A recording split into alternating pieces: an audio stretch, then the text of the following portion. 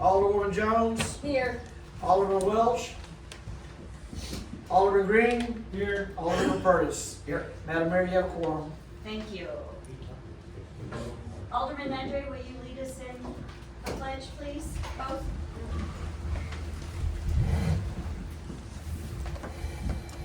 I pledge allegiance to the flag of the United States of America and to the republic for which it stands, one nation, under God, indivisible, with liberty and justice for all. On the Texas flag, I pledge allegiance to thee, Texas, one state, under God, one and indivisible.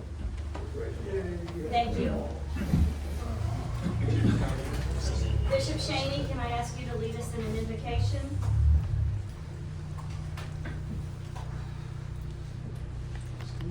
Our Father in heaven, we thank thee for this wonderful day to meet together for the Jamaica City Council meeting. We're grateful for all the blessings thou hast given us and thank thee for this great nation, this great state, and this great city. We ask for thy spirit to be with us. Please bless the council members and those here to be united. Help us to discuss those things that need to be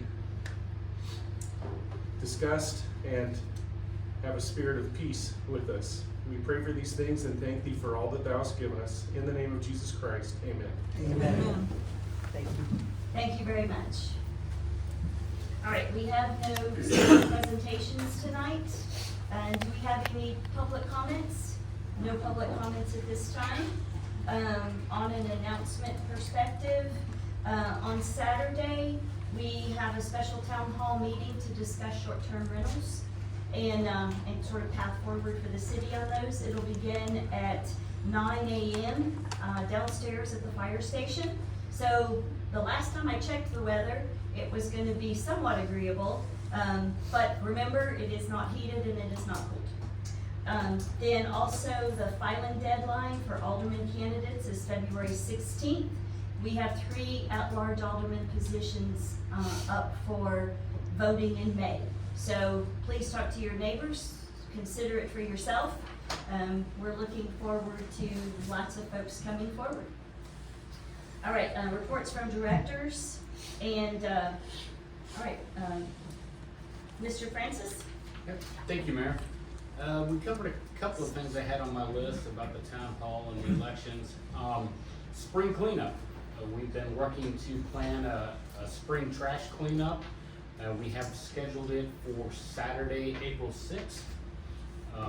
We'll have more details to come as to what's acceptable and the limits and things like that. So, but that is something to mark your calendar. Also, we have hired a new code enforcement officer. They will be starting in early to mid-February, and once he's on board, we'll make that introduction here at the council meeting. And then, last thing, we are trying to transition to a new phone system.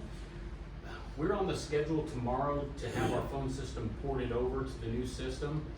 But there have been some hiccups here the last 24 hours, so it may or may not happen tomorrow morning. It's scheduled to happen at 10 a.m.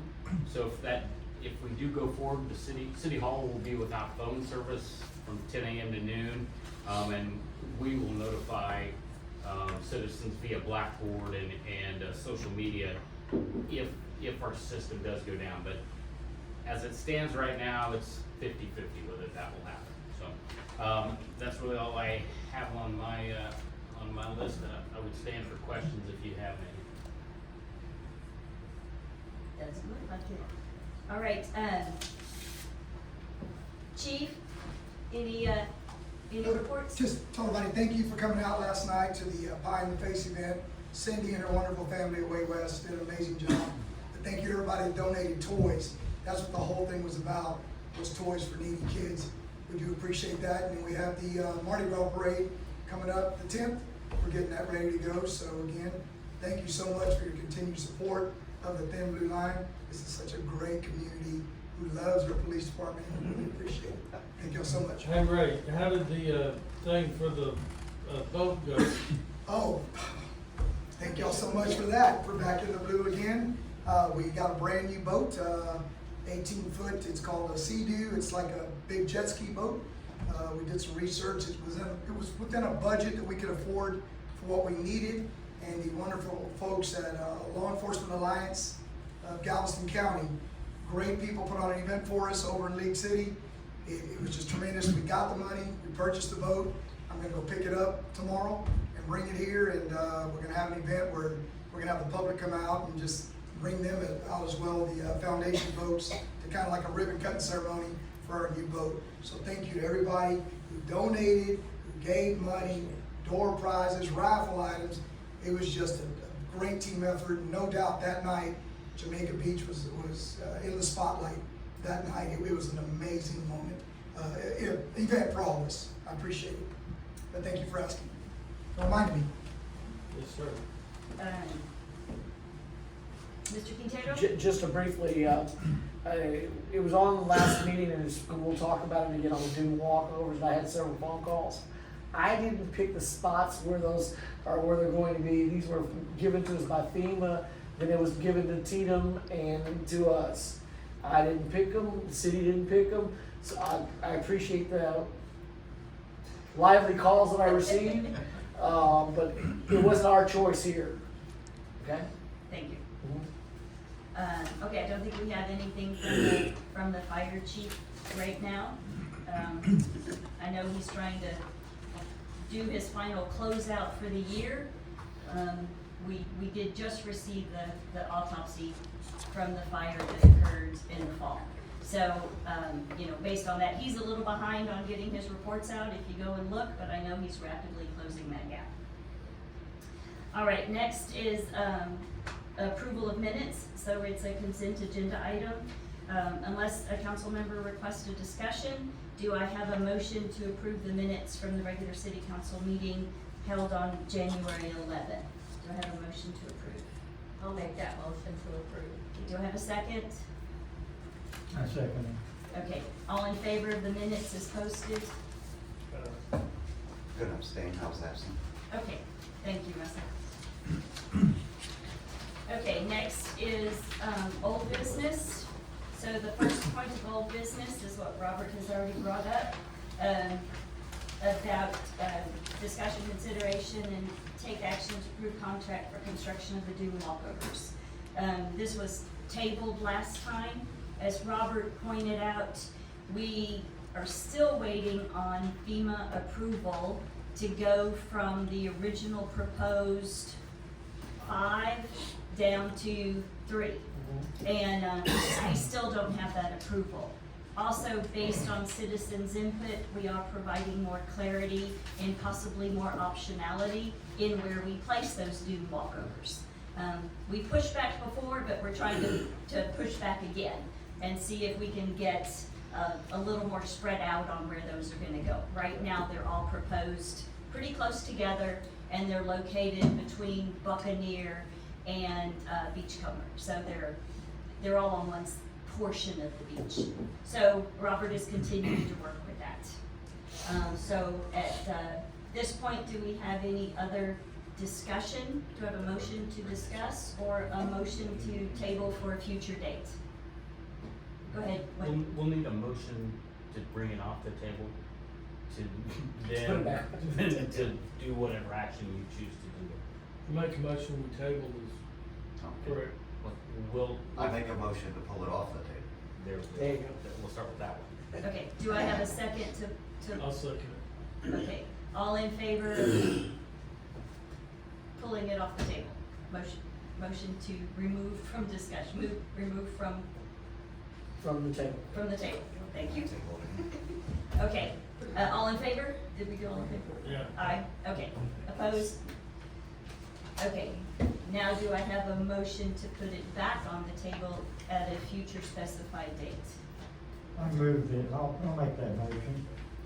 I move that item be put back, on the table, back into the agenda for discussion on the first council meeting of April. That is April 11th. April the 11th. Do I have a second to bring it back on the table for discussion April 11th? I'll make that second. Okay, all in favor of bringing it back on the agenda for discussion on April 11th? Do we need to know if you got it figured out yet? Well, hopefully Well- by then we'll have all our questions Okay, answered. alright. Okay. Motion to bring it back on April 11th? I mean, vote approval?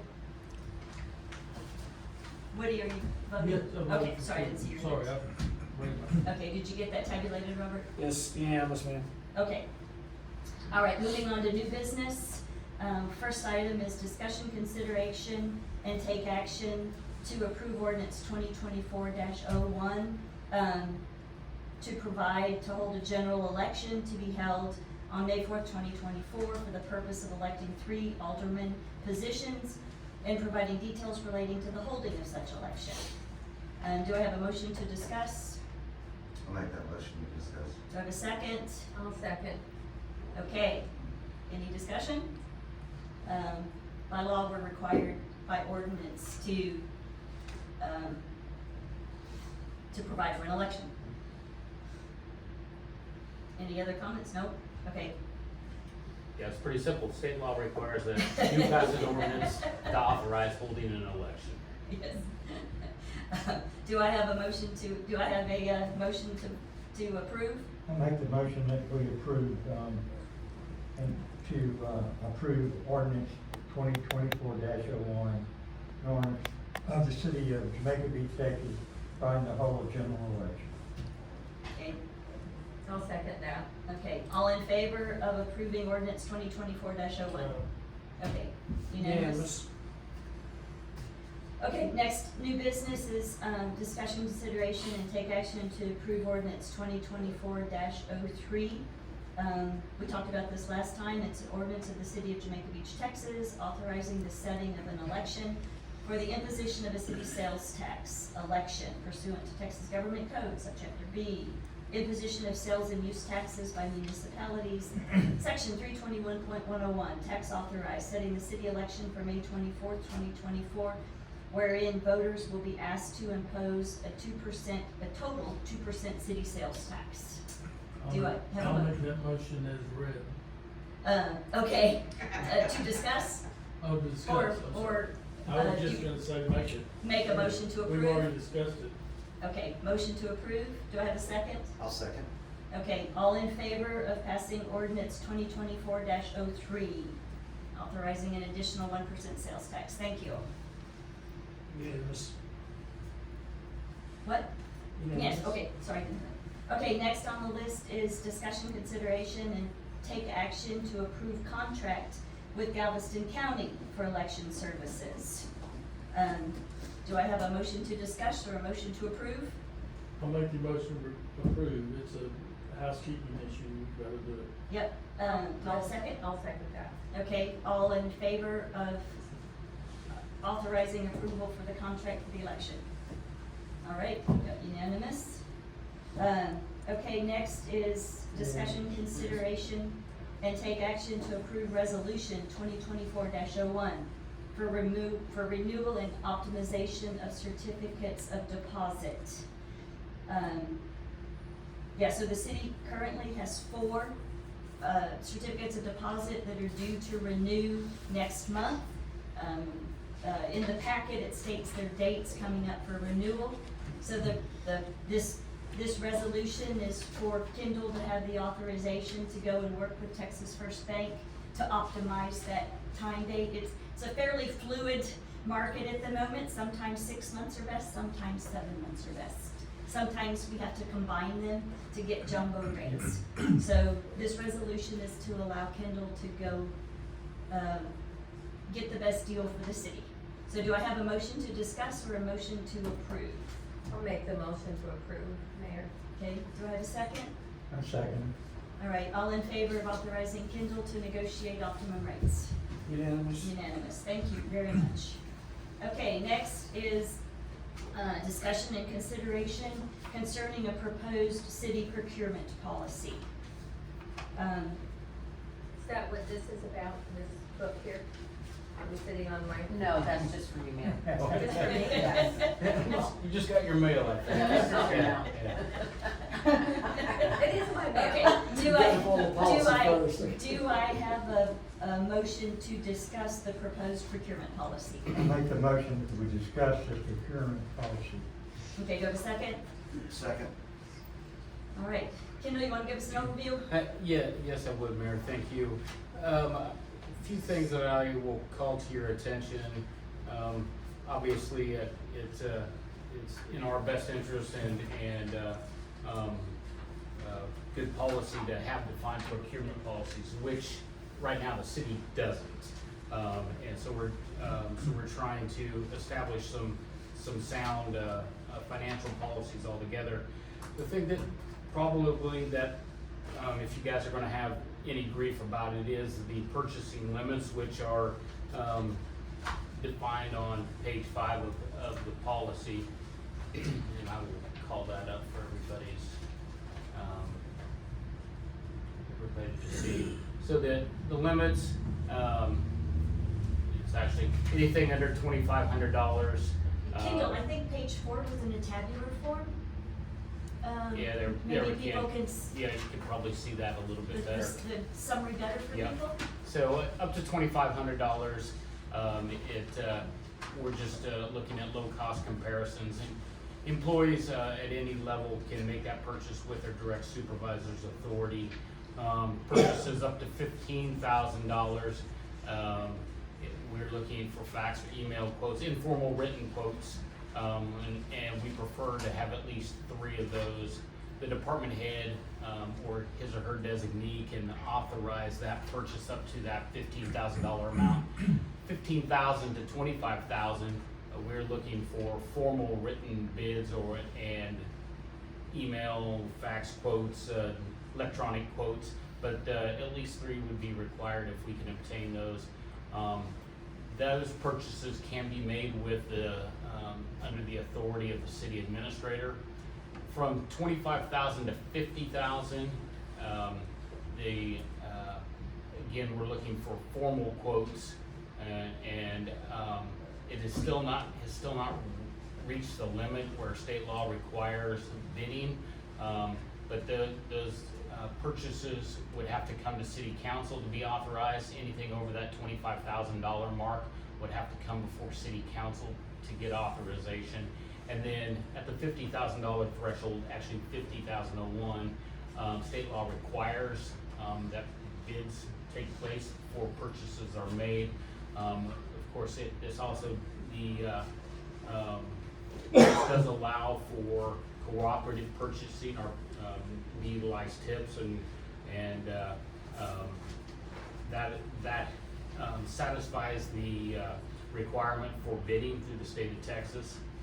That is talked about on page 7 of this document.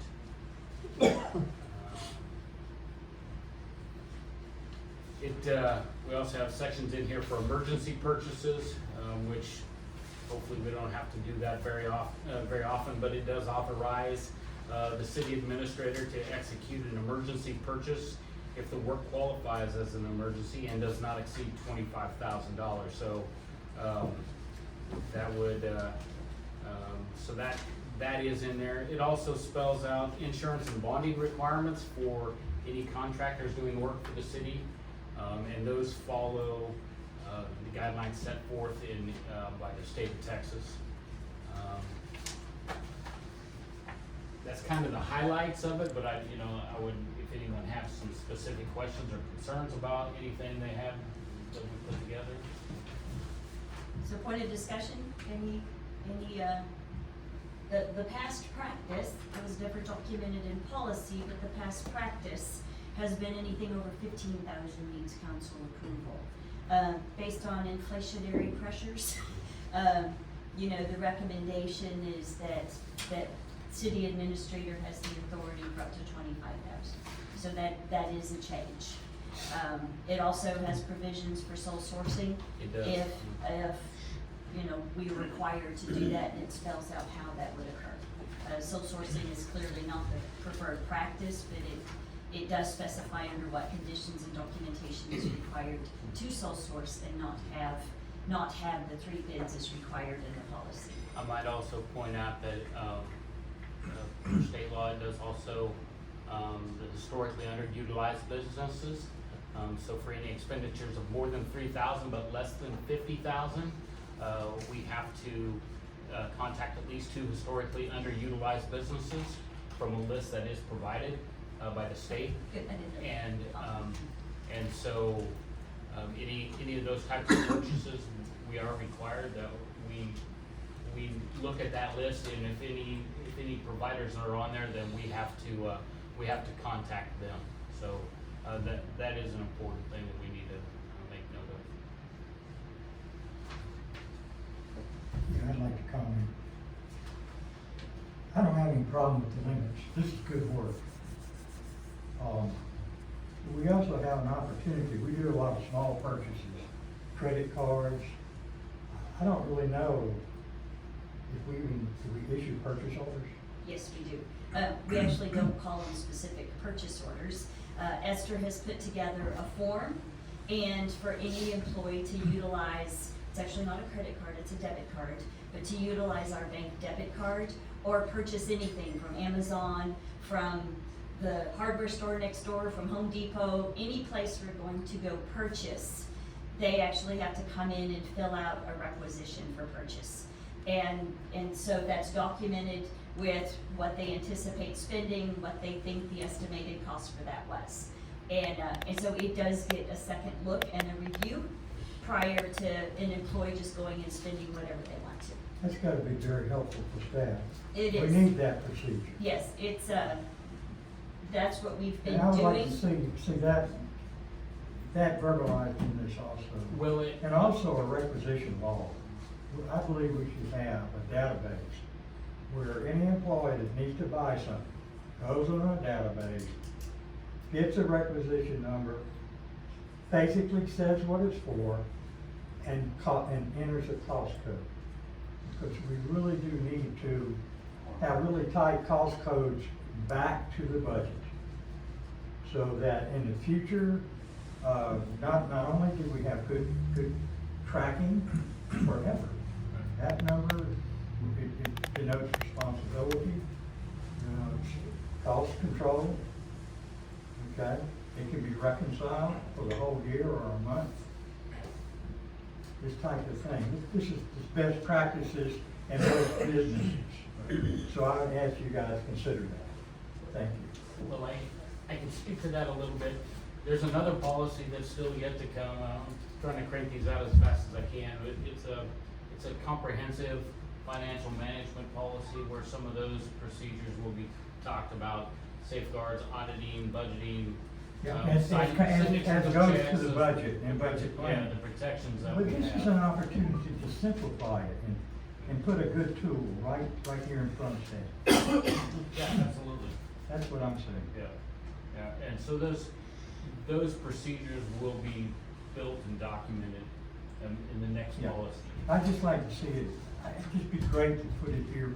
I think the staff alone would be very grateful for it in the future. That's it, that's my only comments. Okay.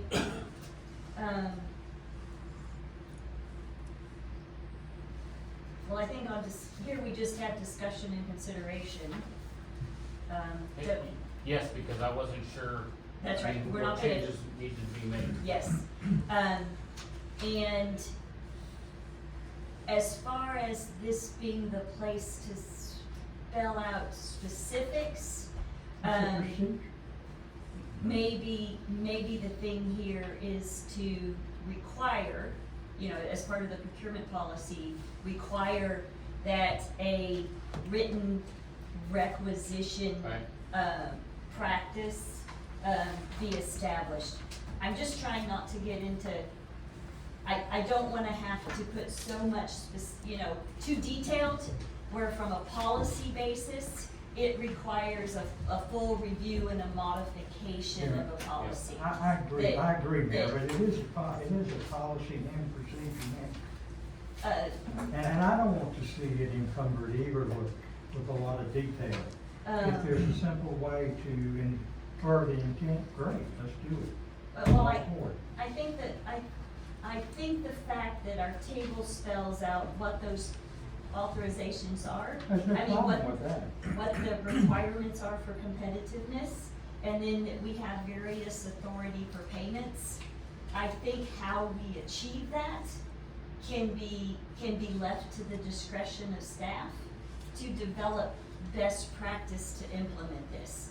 But also I do think in the next, we have discussed the need for an overall financial management plan, which will also spell out how often, we've not bid our bank services in 5 years. Not sure what the timing of that needs to be, but that's something that we need to cover in our fiscal management plan. When we talk about what the city is gonna authorize for what types of investment mechanisms we are willing to utilize within the context of law and protection of our property, of our financial backing. And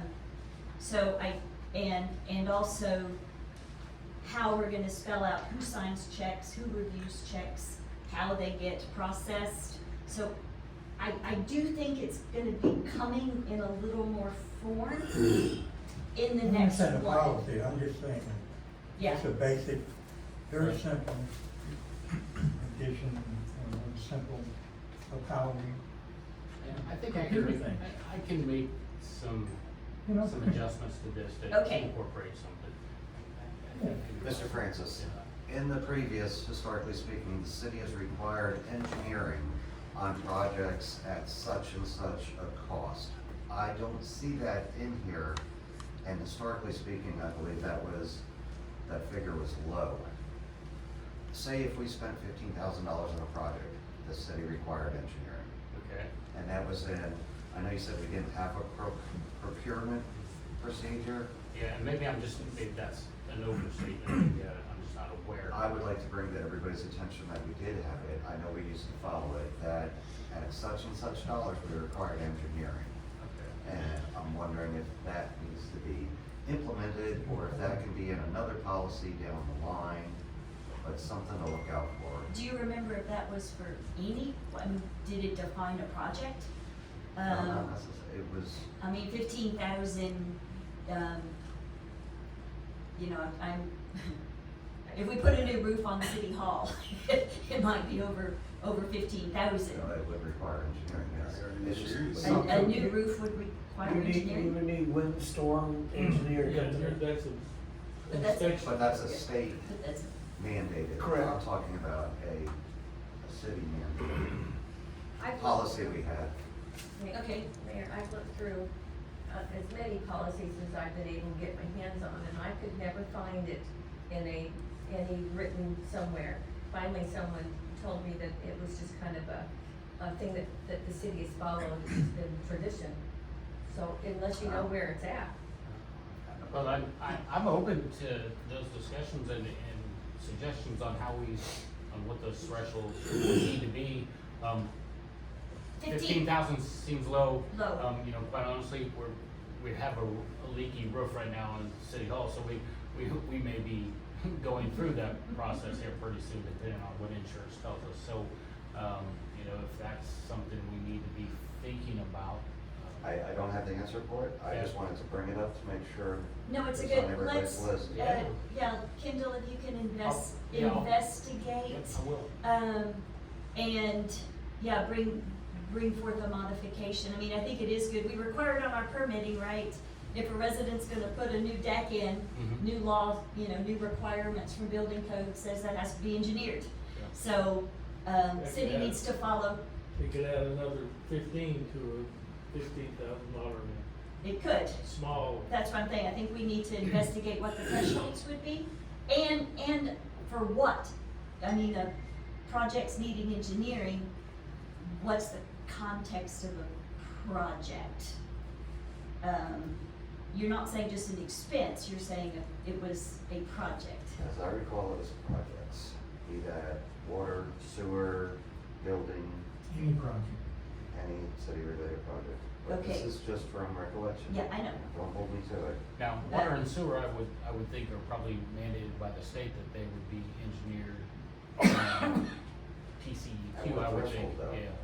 Well, TCEQ spells that out for us when it pertains to, our water and sewer systems. You know, unless it's replacement in kind. I'll do some research and, report back to you on what I can find. Okay, Good catch. Yeah, well, Mayor, may I say one thing? Kendall, this what you put together is really just beautiful. It's able to, finally, we have a document that kind of puts everything that we've just kind of traditionally done in this city. That I haven't been able to find anything like this that explains how we do this, so it's great to see it in word form. Thank you very much. Thank you. okay, so I think to conclude, Kendall, you're gonna look into, how we might be able to add some verbiage around routine city expenses and a requisition system that might be able to be defined in here at a high enough level that it allows some that allows plenty of optimization opportunities in the future. Yeah. And then you're gonna look at engineering, defining engineering requirements. This is a terrific start. I'm sure it'll be improved as we go. Okay. Okay, Do that. next on the agenda is discussion and consideration concerning a proposed code of ethics and conduct for elected and appointed officials. Do I have a motion to discuss? I'll make that motion to discuss. Do I have a second? I'll second. All right. So the genesis of this was, Council, or Alderman, Jones had asked, to put some consideration towards putting together a policy and discussions with, Mayor Bauer, asked me to try to put something together. And this code of ethics and conduct is for elected and appointed officials, so it would apply to, those that are, council members or any of our boards that are appointed by the city. I guess the first thing I would tell you, it was brought to my attention about, I had referenced, city charter, which, is not something that the city of Jamaica Beach has because of the class of city that we are. We do not have a charter, so that, in a final version, that reference will be eliminated, so we won't have to change the verbiage in that to reflect that. Really, I would really like the council's input on where this stands as far as this draft and anything improvements or changes, too much, not enough, whatever. This is a starting point, and I would like some feedback. I keep looking. No, look at everybody. Looking at everybody. I'll start us off. Boy, this is big government politics for our little bitty city. You know, we're small, but it doesn't mean we can't be professional. So, and it, you know, if it's overkill. There it is. You know, There it is. If it's overkill, then we can adjust however you guys are comfortable. I'm fine, it surprised me the level and the detail that we went into for our small little city. You gotta get your money's worth out of it, right? What are you doing there? That download button on Google is wonderful. I saw an email stamp on that. That too. If nothing else, I've learned a lot about Texas law in the last 3 weeks as I'm putting these policies together. So it does, you know, make sure that it matches up with what the state of Texas requires. And Mayor, I'm really delighted to see that he's added, the government codes so that there's resources that you can go and look it up. If you're questioning it, it's not somebody's idea. These are government codes that we should already have in place, actually. Thank you again, Kendall. Oh, you know what, I'm sorry, No, go ahead. One more comment. I noticed we had media policy covered on here, but nothing about social media. Does that need to be addressed? That's it. The social media policy is directed in a personnel policy that I'm also writing right now, and I've actually sent you guys a very rough draft, so, I think it's section K maybe, mentions social, there's 3 or 4 pages about social media policy in it. That's in the personnel policy? Yeah, Yes. but Was the personnel policy still effective for the elected and non-elected officials? That's maybe a good question. I think it does reference that, I mean, we can absolutely put something in this that mimics that language if it gets approved. I can. I think in today's day and age. Yeah. Yeah, that's a good ad. I discussed with Kendall the need for a social media policy that's kind of all encompassing for the city, both elected officials, New world. appointed officials, and city employees. I know that was requested of me this summer. I mean, with some of the pool employees, there were some, they're young and they live on social media. Thank you. And there should be one person that gives the city's opinion. You know what I'm saying? I mean, if One someone, spokesman. if the news comes to you and asks this, not just anybody on this council can say, well, it's this. It's got, well, I can't talk on that, you need to talk to Kendall. Yeah, by ordinance, the city administrator is the public information officer, so that, I mean, all of that type of news probably should funnel So through me. we can't give our opinion, we just need to get your official city. Yeah, whatever you guys decide is the official city version to come out needs to be distributed through me. Mhm. I just hope we don't end up on the news to have to. Not either. Yes, Russell? I thought it stated in here that the mayor was the main media contact. I could have sworn I read that today. Either or, I'm just saying.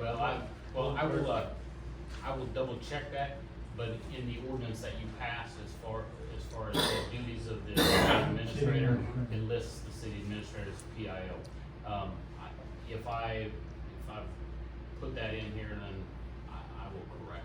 Keep an eye out. Yeah. Could have sworn I read it. It is. But it is in the It does ordinance. it does say the mayor's the official spokesperson for the city on city positions. I And can- we can change that Yeah. to the city administrator as the official spokesperson, Yeah. if that's council's request. Official spokesperson, official information officer. Are we splitting hairs? Yeah.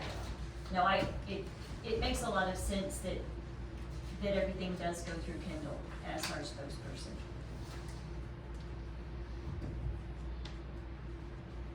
All right, any other discussion or comments for Kendall? No? All right, once again, I will make those adjustments and bring it back for, probably a final consideration and approval of the next meeting. okay. All right.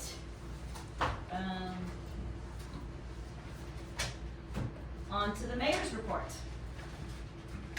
Okay, so, first of all, Kendall, I've actually had a couple of calls this week about appreciation for the ethics policy as proposed.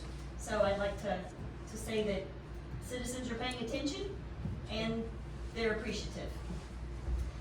Next, on short-term rentals, we have had a few delays in getting all the registrations processed. Of course, all of the existing short-term rental owners have been required to submit a new application with updated information. A large portion of those have done it. We still have several outstanding. But no surprise, we found a few issues that have occurred. So first of all, between previously, we would issue registration numbers via a spreadsheet process. And then also the website, host Granicus, our chosen solution for it, which we had canceled but hadn't canceled, was still available.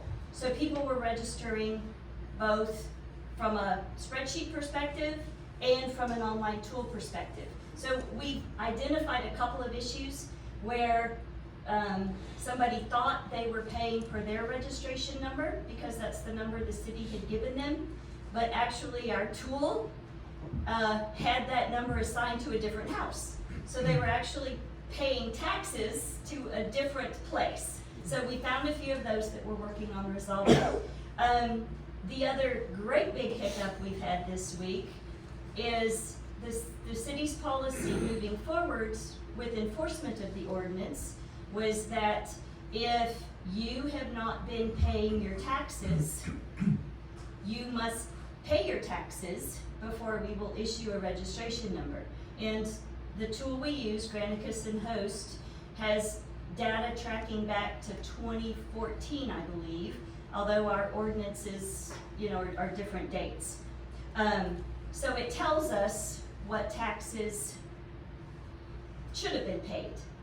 Well, we have found an issue where STR owners needed to manually go into the platforms, Airbnb and VRBO, and opt out of Airbnb and VRBO paying those taxes on their behalf to the designated city.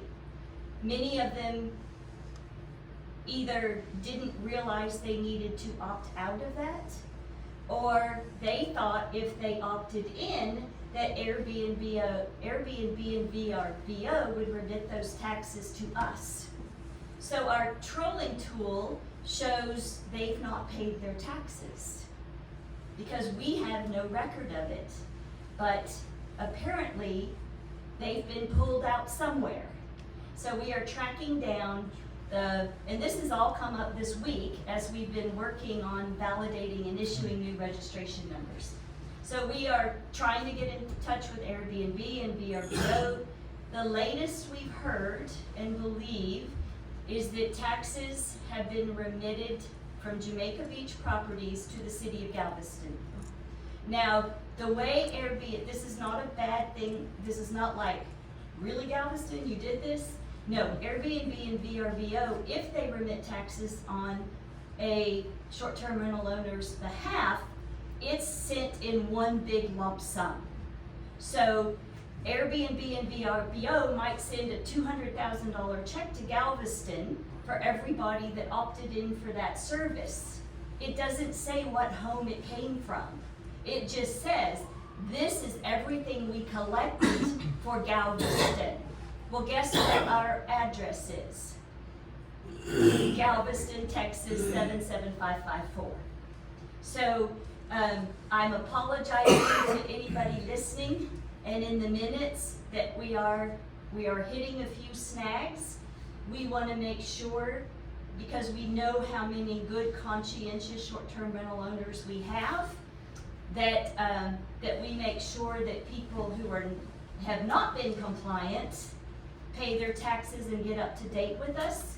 But we're struggling, we're having to clarify on a very individualized basis and working the process whereby we can get our money. Either Airbnb and VRBO are holding it, or Galveston's got it in a lump sum.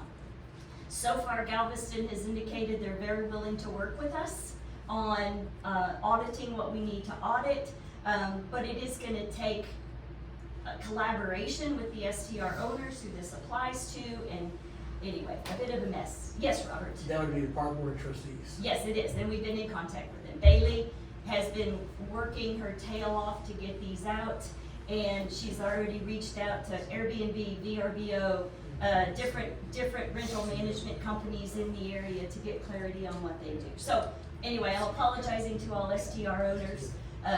Clearly, until we get this situation resolved, the city is not going to take any punitive and enforcement action on you not having your registration certificate as we work through this process. So I did want to bring that up. The other thing I'd like to talk about is for Saturday's town hall. So the process we're going to utilize, there's not going to be an official public comment session. Also, because we're technology challenged in our downstairs fire station, there are gonna be no call-ins. We did provide a form that people could go out and list their concerns to be addressed at the meeting, and we've collected that information and have that available. So on Saturday, it's gonna start with a little bit of grounding by me over kind of what, you know, where we're at, a little bit of the history and why we're here. And then it's going to be a very give and take discussion format. So around the fire station, we're gonna have flip charts, and some of those flip charts will be pre-populated with what citizens have brought forward as issues, concerns, impacts from the short-term rentals. And then we're also gonna brainstorm with attendees on, okay, what did we miss? What issues, concerns have we not captured around the room? Then Kendal is actually gonna facilitate for us. Like I said, we'll identify more and write them on the flip charts as they go around the room. Then we're gonna brainstorm with residents on what are potential solutions for this issue and concern. Might be stricter enforcement, might be a new ordinance, might be a new policy or practice. So we will brainstorm those ideas. And then when people walk in the room, everybody is going to get 8 circles, sticky circles. They're gonna get 1 red, 1 green, 3 blues, and 3 yellows. Could you repeat that? I know, that's using this many fingers. So anyway, and at the conclusion of the meeting, and I'll reiterate again 2 times during the meeting on what the process is. So at the conclusion, I'm gonna do it twice. So at the conclusion of the meeting, everybody in attendance gets to go take their red sticker, and any of those proposed solutions on the board that individual feels just about the worst idea they've ever heard, and you know, they think it will result in chaos, disaster, whatever, that's what your red sticker is for. The green sticker is for a solution up there that you think would make the vision of our city as being absolutely the best place to live on the coast. You think this solution will help us achieve that in record time. That's your green sticker. Your blue sticker is for those ideas that you support, you think are good. The yellow stickers are for those solutions that you don't think are such a good idea. And once everybody's put their stickers, everybody can go home. We will take pictures of all of that, post it for everybody, and then we will take that away. And then over the next few months, Kendal, along with council, will work on bringing forward ideas that can help us better manage the impacts from our short-term rentals. So that's the process as it's going to happen on Saturday. And we are targeting it not being a 5-hour marathon gripe session. It is going to be solution-oriented, so to help drive the city to, you know, the optimum solution where, you know, everybody can find a positive in what comes out of it. Kendal did mention our new code enforcement officer is starting. His name is Reginald Randall. He's a BOI, born on the island. He has an amazing background. And probably the only complaints I'm gonna get is you guys are gonna call up and say, do you know he talked to me for 30 minutes and had to teach me so much about A, B, and C. I think y'all are just really gonna enjoy him. He's research oriented, but he comes from an HSC, health, safety, and environmental background, so he understands compliance.